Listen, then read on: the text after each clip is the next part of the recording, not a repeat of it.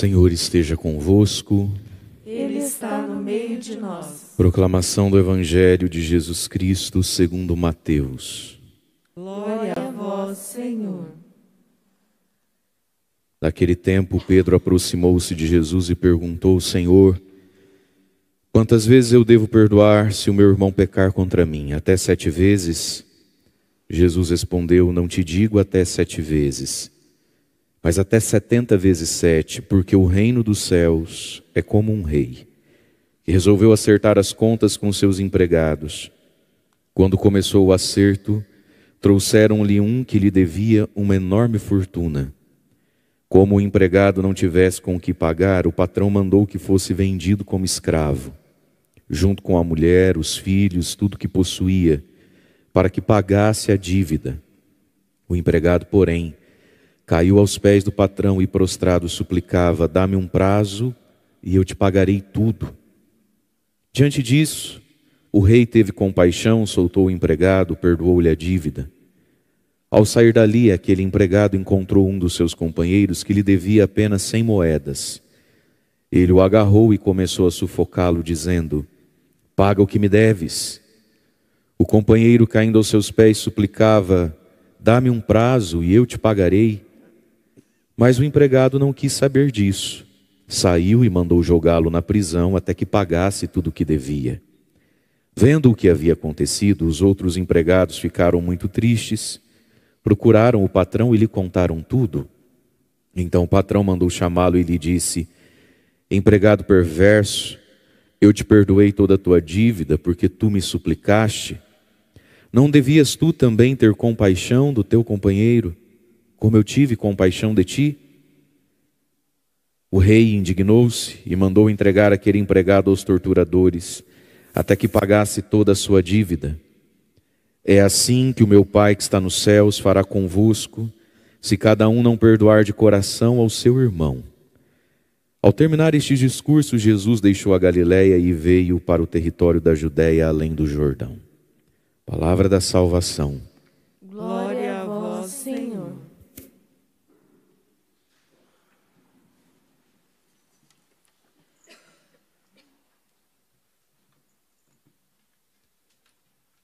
Irmãos e irmãs, a palavra de Deus hoje nos fala do perdão, da graça do perdão.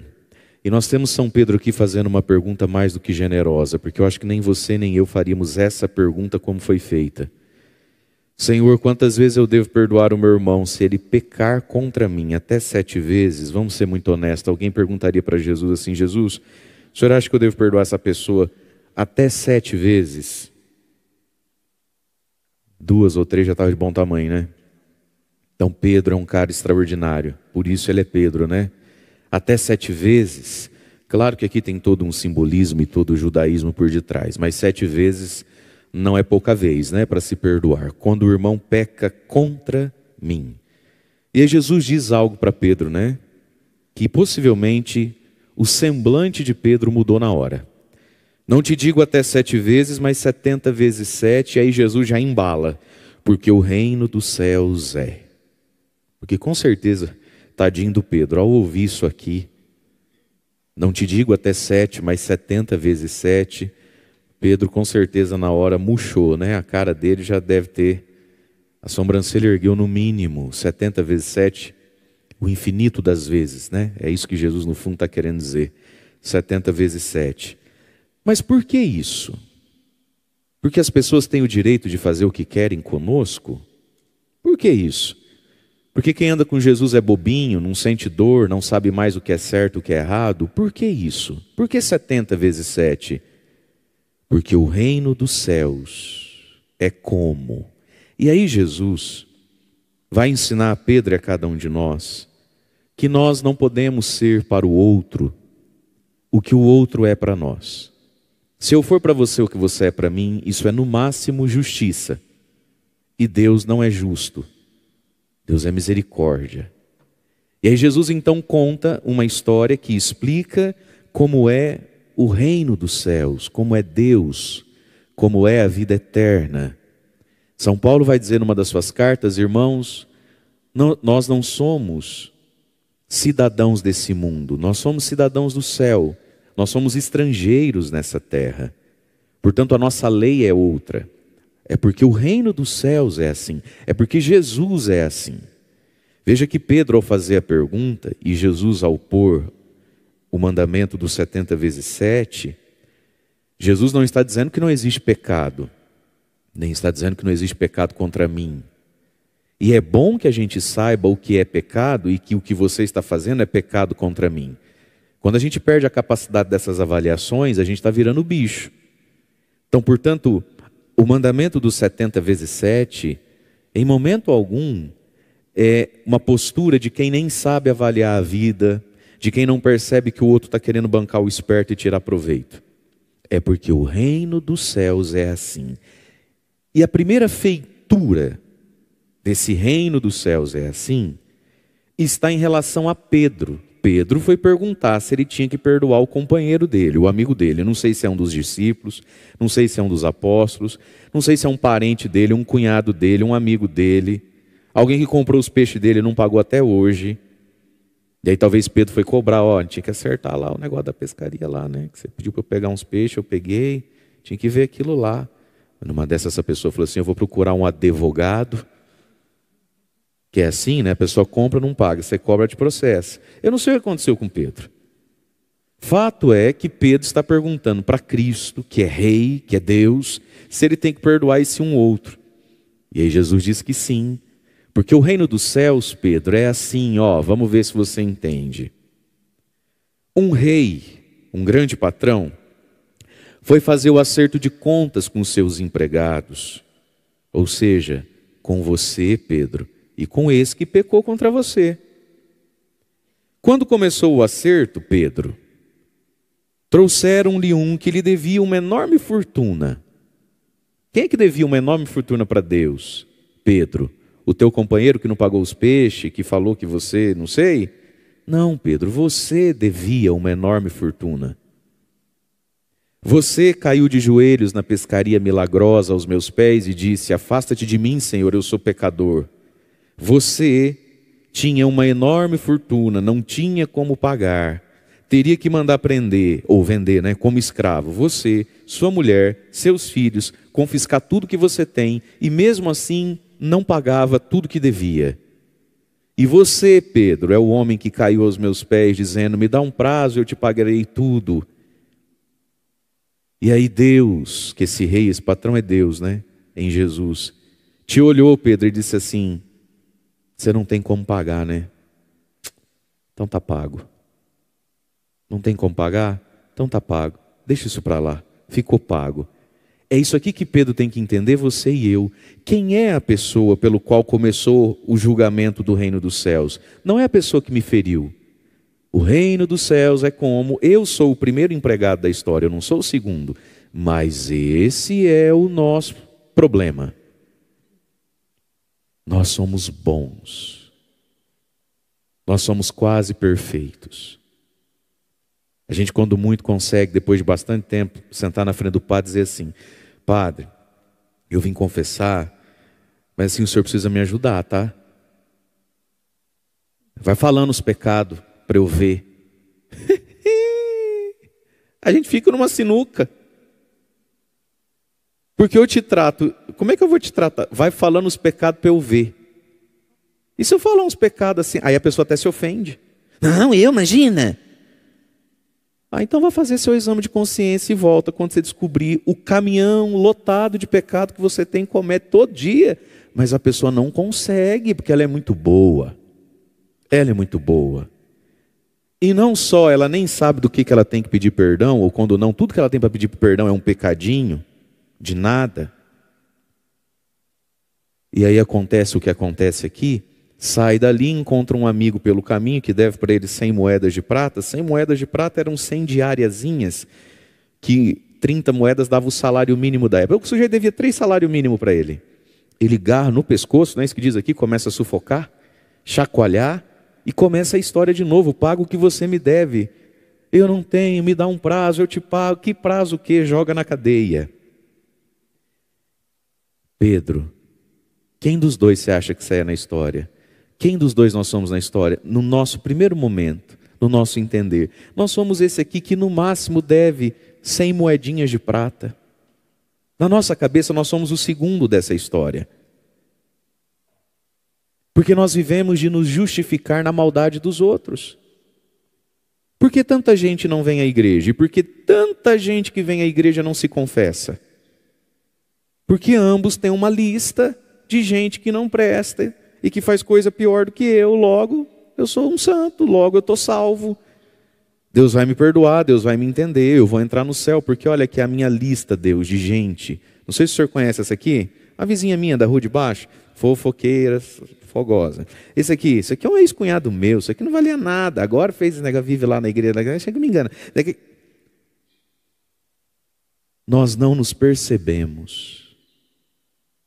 E por que não percebemos? Porque a gente não entende quem é esse patrão, não entende quem é um rei. Quando você escuta a confissão de catequista ou ministro da Eucaristia que diz assim: não, padre, é só esses pecadinhos mesmo aí, eu acho que meu pecado mais grave é essas bobeirinhas de vez em quando não vir à missa ao domingo. Você fala algo de errado, não está certo, né?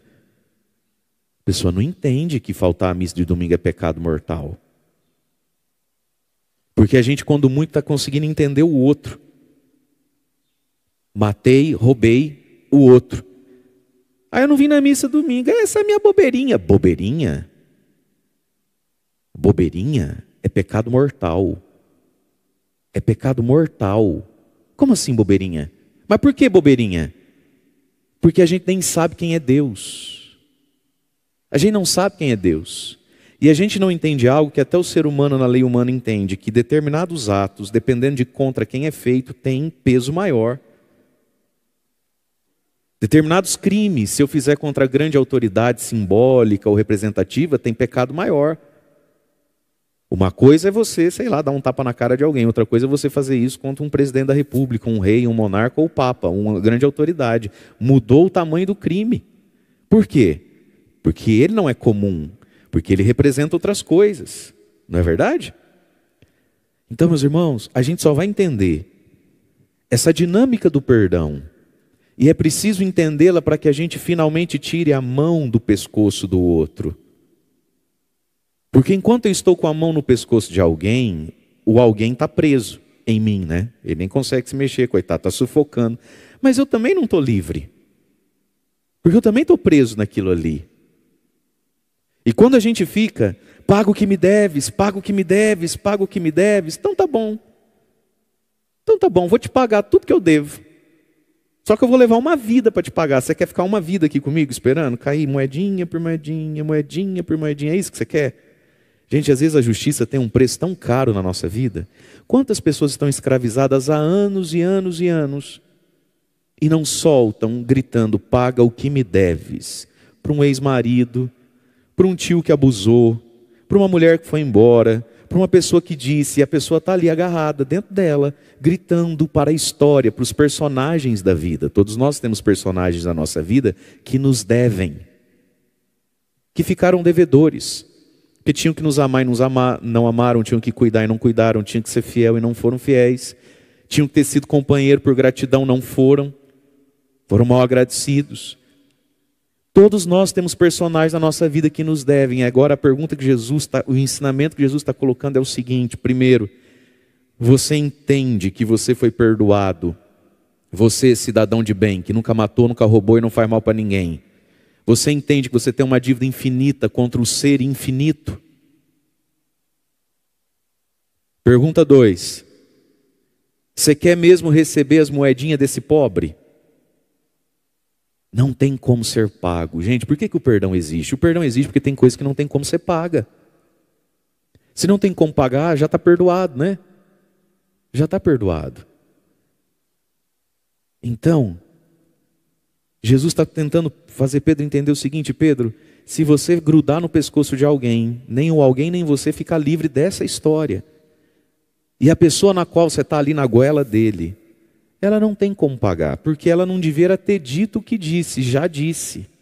Não tem mais volta. Não devia ter feito o que fez, já fez, não tem mais volta. Não devia ter te tratado como tratou, já tratou, não tem mais volta. Então agora, Pedro, você escolhe ser livre ou você escolhe passar a vida gritando para alguém que não tem como pagar, me paga, me paga, me paga, me paga, me paga. E quanto mais me paga, me paga, me paga, me paga, mais gastrite tem, mais remédio toma, menos dorme.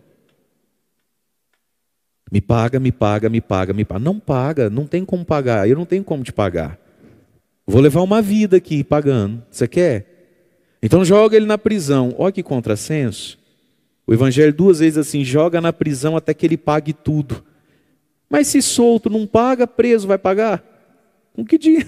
Aí que não paga. Então solta. A experiência, meus irmãos, a gente soltar os personagens da nossa história que nos devem. Ninguém está dizendo que ele não te deve. Nem Deus está dizendo que ela não te deve. Devem, mas não tem como pagar.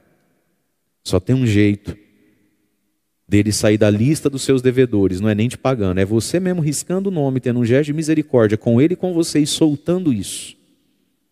Mas isso só acontece à medida em que a gente entende que nós fomos perdoados de uma dívida impagável, porque ainda que você não mate, não roube, não faça mal para ninguém, pequeno parênteses, no seu entender, a gente teria que conversar com os outros para ver se é assim mesmo. Fecha parênteses.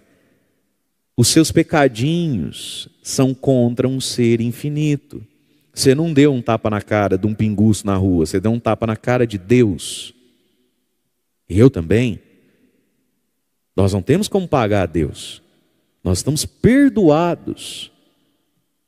A gente não limpou o nosso nome, limparam para nós. Nós estamos perdoados.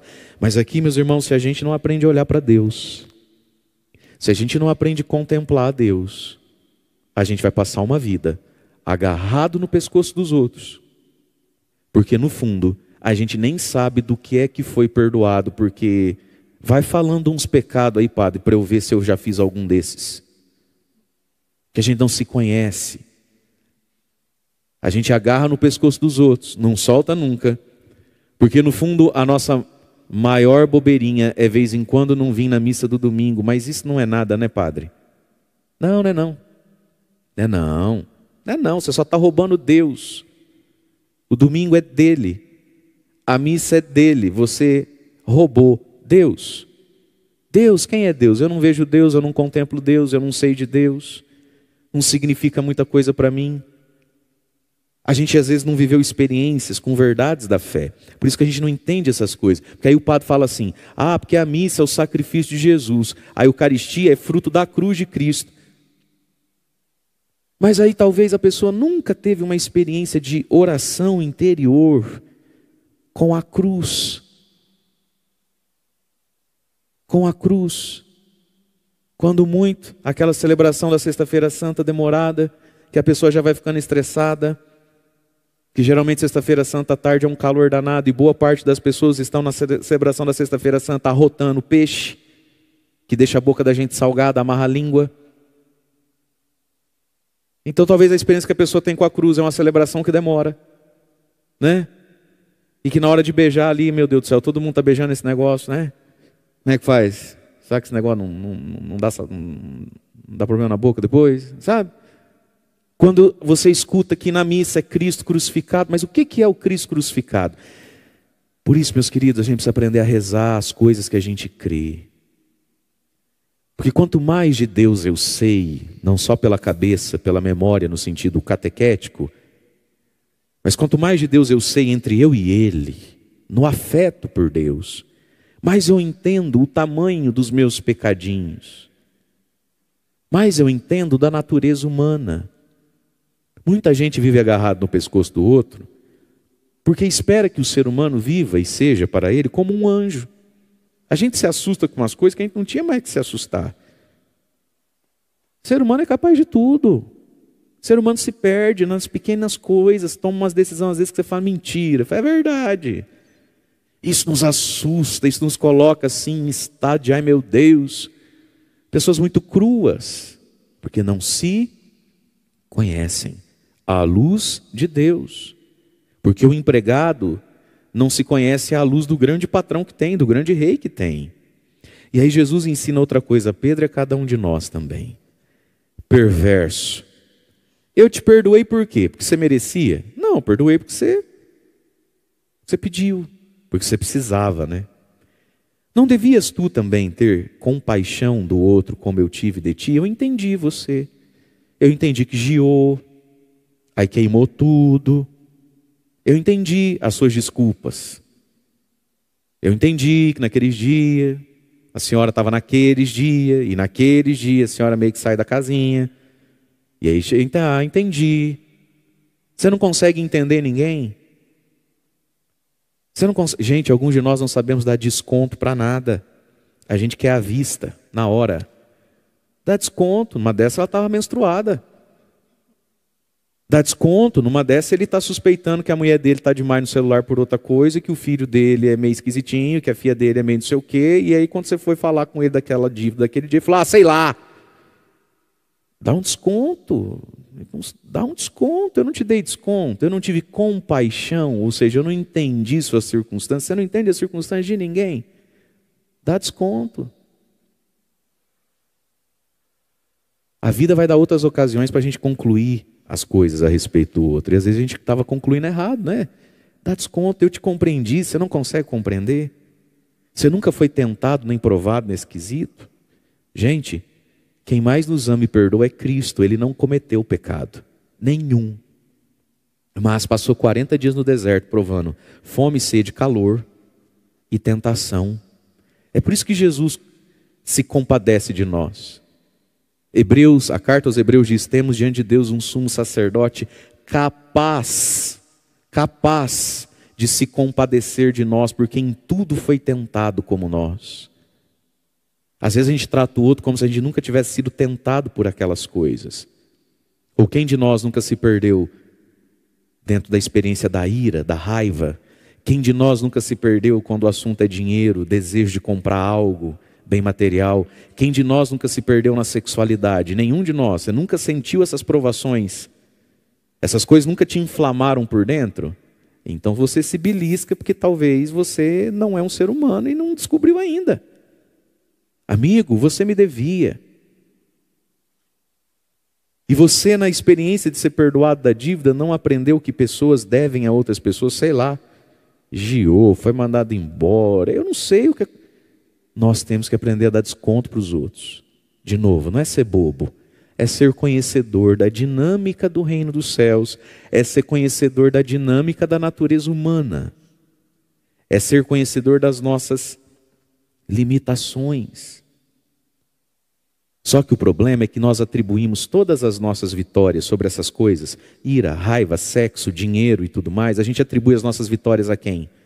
A nós mesmos.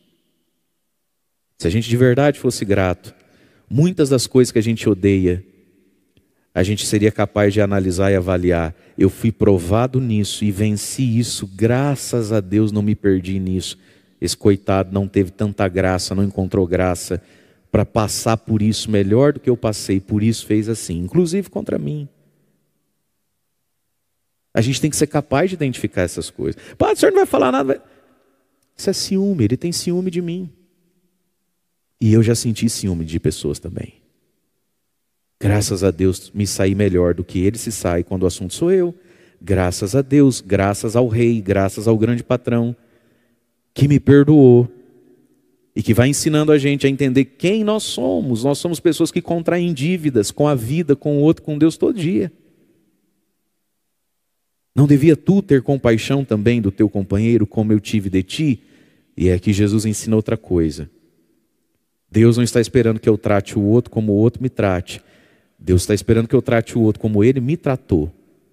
Ser cristão não é ser para o outro o que o outro é para ele. Ser cristão é ser para o outro aquilo que Deus é para ele. Só que se a gente não entende o que Deus tem sido para nós, no perdão e na providência, com muita facilidade, nossas mãos vão para o pescoço do outro. Lá ficam, lá não saem, e ficamos os dois presos, porque não tem como pagar. E se não tem como ser pago, se não tem como ser refeito, precisa mesmo ser perdoado, como eu te perdoei. E aí diz, né? O patrão indignou-se, mandou prendê-lo. É como se ele tivesse perdido o perdão que tivesse ganho, né? Porque na vida, meus queridos, nós necessitamos, para viver bem, nós precisamos estar de bem, né? Com os dois perdão que há, o perdão de Deus e o perdão do próximo. Então, na parábola que Jesus conta, aquele que foi muito perdoado acaba preso. É como se ele jogou fora o grande perdão que recebeu, porque não deu perdão para ninguém. É o desperdício da graça de Deus. E aí diz que ele vai ficar preso até que pague o último centavinho do que deve. Até o último centavinho do que deve. Meu Deus, como isso nos escraviza. Um amigo meu, segunda-feira, comentou comigo: padre, fui buscar tal coisa, tal lugar, comprei. Não é aqui não, outra cidade, Moarama. Na hora de pagar, deu algo tipo não sei o que em 98. Algo assim, não sei o que em 2 lá, 3 centavos lá. Eu tinha um valor redondo na mão. Eu fiquei olhando achando que a pessoa, né? Tá pago. Tá pago não. Olhou e falou assim: só um pouquinho que eu vou ali no do lado, o comércio do lado, para trocar não sei o quê. Eu fiquei tão assustado com aquilo que eu fiquei olhando. Aí eu olhei para o relógio, foram exatos 8 minutos entre ir e voltar, por causa de 3 centavos. Poxa, tá pago, né? Ou não tá pago? Não, 3 centavos, sabe quanto custa? Tá fácil para ninguém. Por causa de 3 centavos, saiu, foi no comércio lá, trocar dinheiro, voltar com dinheiro, e atrás deles que tinha mais 3 ou 4 pessoas. E aí, enquanto a pessoa estava ausente, a conversa deveria ter sido qual? Aqui é assim mesmo, filho, aqui tem, poxa, teu cliente, a pessoa está ali, tem mais 2 na frente para atender, por causa de 3 centavos. Mas que fosse 1 e alguma coisa, tá pago. Chega a ser feio, chega a ser ridículo, não é? Só que essa pessoa que fez isso, se brincar, chegou em casa se vangloriando, dizendo assim: ai, que eu gosto de tudo certinho, comigo, minhas coisas. São tudo certinhas, eu gosto de tudo certinho. Você gosta de tudo tão certinho que ninguém te aguenta mais. Ninguém te quer mais, nem perto, trem. É que eu gosto de tudo certinho. Conhece a gente assim? Minhas coisas, elas são tudo certinho, eu gosto de tudo certinho. Rapaz do céu, quem é que aguenta um negócio desse? E aí, porque não está pago, ficou amarrado na história. Se tivesse pago, né? Está pago. Está perdoado, está feito. Agora, queridos, tudo isso nasce em Deus, é para Deus, e é porque o reino dos céus é assim. E como é que é o reino dos céus? O reino dos céus começa em mim. Eu sou um grande devedor que fui perdoado.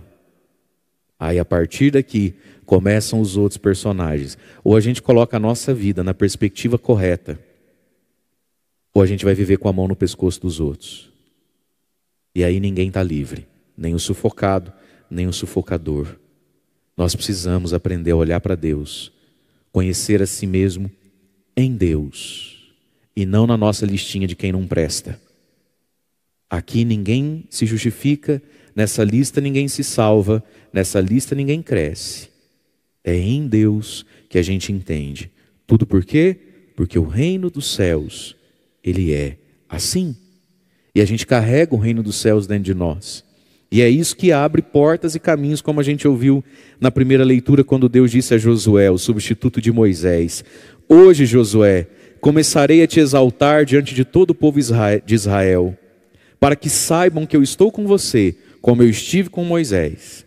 E aí Deus dá a Josué a ordem: quando chegardes à beira das águas do Jordão, você vai pegar a arca da aliança, que era o lugar que continha uma lembrança do deserto, as tábuas da lei, mas sobretudo o maná, o pãozinho que caiu do céu, e que o povo carregava dentro daquele caixote, a arca da aliança.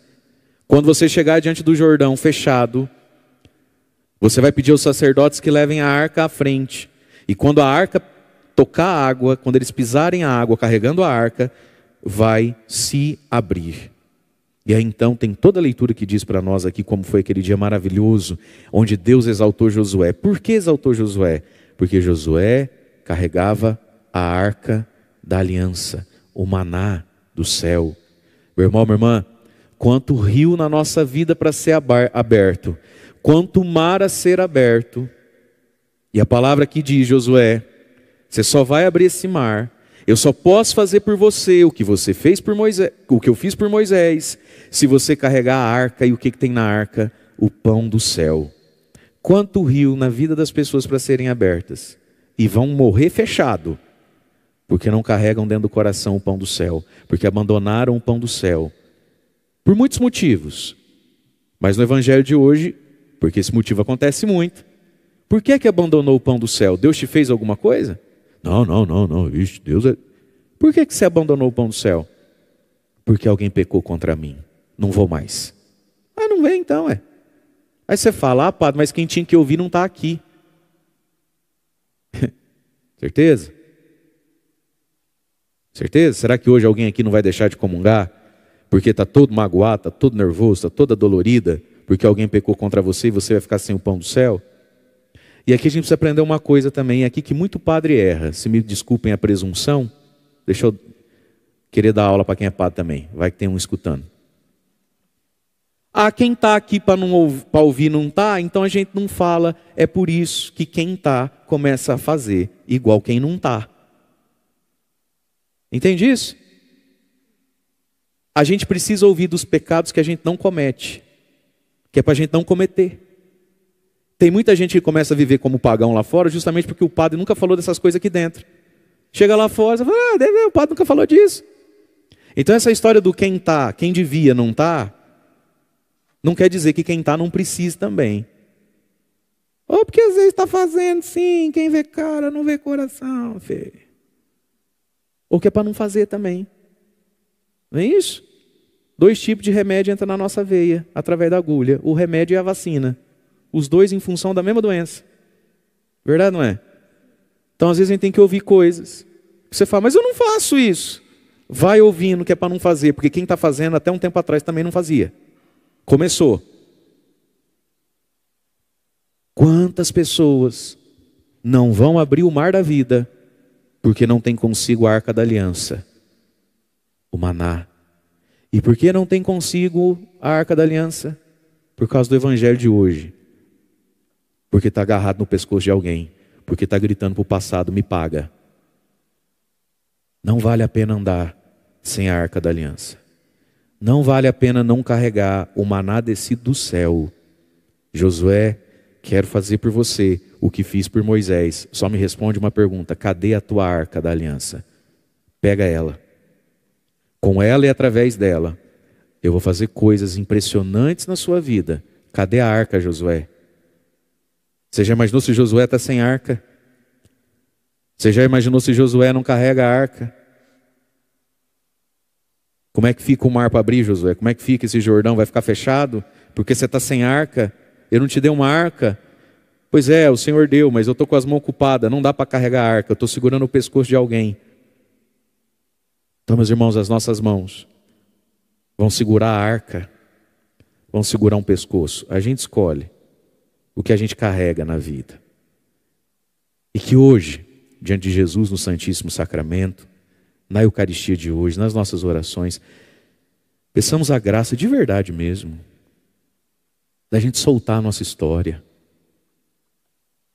da gente sair dessa necessidade que a gente tem de justiça, dessa mentira diabólica que diz assim dentro da sua cabeça, às vezes através da voz do outro, mas às vezes é só dentro da cabeça mesmo. Você é bobo? Fica aí, seu bobo. Você é boba? Sabe? Essa vozinha que faz tudo o que Jesus ensinou parecer bobeira e coisa de gente boba. Isso é um motivo também pelo qual muitas vezes a gente não vive o Evangelho. Porque a gente acha bonito, mas acha bobo. A gente acha bonito, ou não acha? Claro que acha. A gente acha linda essas histórias. Não é possível que acha feia. A gente acha lindo, a gente acha bonito. Mas a gente acha que quem vive assim é bobo. Então prepara para morrer afogado no rio, meu filho. Porque a vida só se abre, só se atravessa no Evangelho. E quem vive assim não é bobo. Agora, só achar bonito nunca resolveu ninguém. Lúcifer vivia no céu, devia, com certeza. Se alguém perguntasse, Lúcifer, Deus é bonito ou feio? Claro que Deus é bonito, é impossível achar Deus feio. Satanás era um anjo de luz que contemplava Deus face a face. Se eu perguntasse para ele, o Deus que você vê é bonito ou feio? Ele ia dizer, coisa mais linda do mundo. Por que você virou capeta então, ô trem? Porque ele é bonito, mas viver do jeito dele é coisa de gente boba. Partiu, inferno. E foi, ser esperto. Foi ser o cara. Foi ter discípulos. Está lá queimando até hoje. Quando ele consegue uma folguinha do inferno para se manifestar, você já viu até em filme. Quão feliz ele é, né? Espuma, range. Não basta achar bonito o evangelho, enquanto a gente está achando que ele é coisa de gente boba. Só que aqui, meu irmão e minha irmã, passa por um assentimento interior da gente. Passa por um assentimento interior. Essa semana a palavra dizia, se ouvires a voz de Deus, não endureçais mais vossa cerviz, a cervical. Dobra, prosta, é bonito e é bom, não é bonito e bobo. Reverencia as belezas de Deus. E aí, nesse assentimento de fé, a gente pede em oração as belezas que enxerga. Nossa, Jesus, que evangelho, coisa mais linda. Que lindo esse evangelho, que bonito. Só que eu não consigo viver isso não. Que bonito, mas está distante de mim, então peça. A oração encurta as distâncias. A oração traz a posse das coisas. Por isso, meu irmão, minha irmã, a gente precisa aprender a ouvir uma pregação rezando. Não é rezando o terço, não, que me mate de nervoso. Essas bolinhas de terço baterem em cadeira, porque terço a gente reza em casa, não é no meio de homilia. Você fez teus votos com Nossa Senhora aí, você vai cumprir de outra forma. Vai dar caô na missa. Mas veja, a gente escuta uma pregação, quando não lê um texto, que é uma pregação por si só, a gente escuta rezando dentro de nós. A gente escuta já resolvendo lá em cima os assuntos. Já pedindo o que está entendendo, a beleza que está vendo. É por isso que sempre, toda vez, não importa a missa de qual padre for, toda missa tem que ter ação de graças. Toda missa tem que ter. E se às vezes ela ali, ó, ao som de um violão, um pianinho, é mais longa ou mais curta, não importa. E tem lugar que infelizmente nem isso tem. Ao longo do dia, ou após a bênção final, a gente precisa dar ação de graças. E o que é a ação de graças da missa? É pedir para o Cristo em nós a posse e a proximidade das belezas que a gente entendeu na palavra. Nenhum de nós aqui, eu muito menos, sou capaz de viver esse evangelho. É graça. E a graça, quando a gente diz que é graça, não é para a gente entender que é impossível. Quando a gente diz que é graça, é para entender algo que eu posso ter se eu entender quem é o dono. Deus. Isso é a graça. É possível. É para mim. Se eu achei bonito, é para eu ser dono. Mas quem é o dono disso? É Deus. E Deus se ganha pela oração. As coisas de Deus vêm pelos atos de fé que a gente vai fazendo dentro do coração. Enquanto escuta, e depois o momento da oração. Então hoje, a palavra nos falou de belezas. Coisas tão bonitas, tão verdadeiras. Porque verdade e beleza andam juntas, né? Não pode ser bonito aquilo que é falso. O bom, o belo e o verdadeiro, diriam os filósofos da Grécia. O bom, o belo e o verdadeiro, é uma coisa só. Mas é preciso rezar. Deus não quer que você enxergue uma beleza para você não ter aquilo. Deus mostra a beleza. E a gente sabe que o bom, o belo e o verdadeiro é Ele. Está nele, não está em nós. A gente pede para Ele. Em atos de fé, de humildade, de oração, de súplica. Hoje é um dia de adoração ao Santíssimo Sacramento. Hoje é um dia de tirar algum tempo e ir diante de Jesus, pedir as belezas que não temos.